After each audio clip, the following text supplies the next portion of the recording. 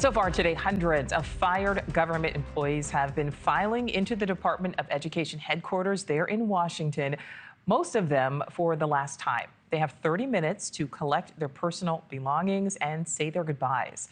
And recent polls show a majority of Americans oppose the Trump administration's plans to eventually close this department.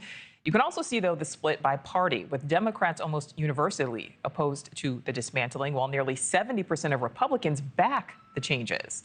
NewsNation's Joe Khalil live for us in Washington. Joe, this is clearly an emotional day for so many of those fired employees.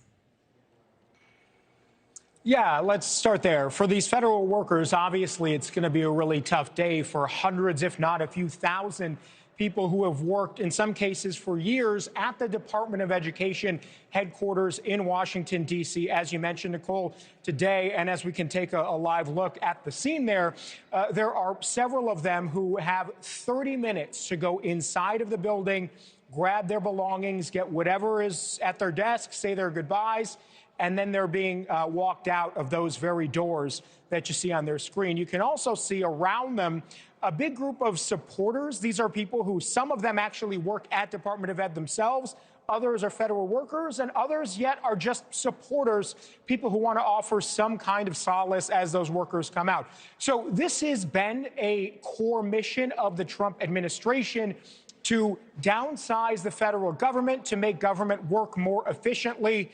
But, you know, there is obviously a human toll to workers losing their jobs in many cases, so tough for them. And that's sort of the sentiment that you're hearing. Our producer, Kristen, got a chance to catch up with some of these workers and some supporters earlier today. And this is kind of the feeling among a lot of them. Take a listen. It's unconscionable that federal workers are being treated like this. We are public servants who trusted our government as both employers and as constituents, and it's a major betrayal. So this is generally just the scope here of the U.S. Department of Education, a $1.6 trillion student loan operation. They do Title IX, Title X enforcement. This also oversees K-12 grant programs. It's obviously a large department, some 4,200 workers total.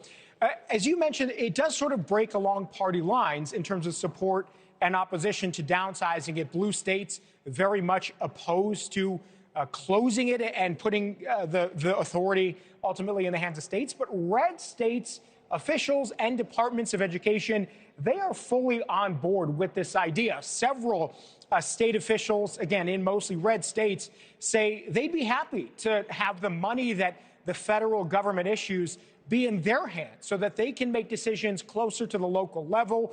And we've heard a lot of that over the last couple of weeks. Take a listen, actually, to the governor of Louisiana, Jeff Landry, speaking to our Blake Berman on News Nation, fully in support of these DOGE cuts when it comes to the Department of Ed.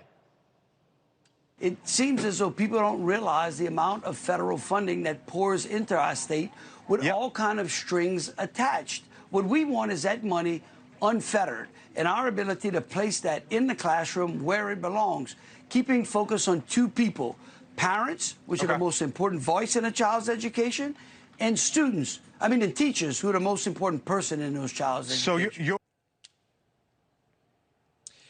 So, Nichole, the complicating factor here is that it would require an act of Congress to totally end any department like the Department of Ed.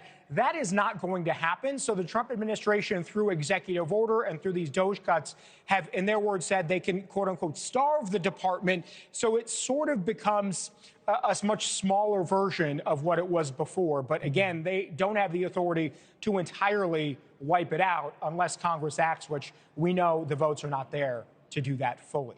Yeah, so starve it until it becomes essentially obsolete. Thanks for watching. Go to joinnn.com to find NewsNation on your screen. And don't forget to click the red subscribe button below to get more of NewsNation's fact-driven, unbiased coverage.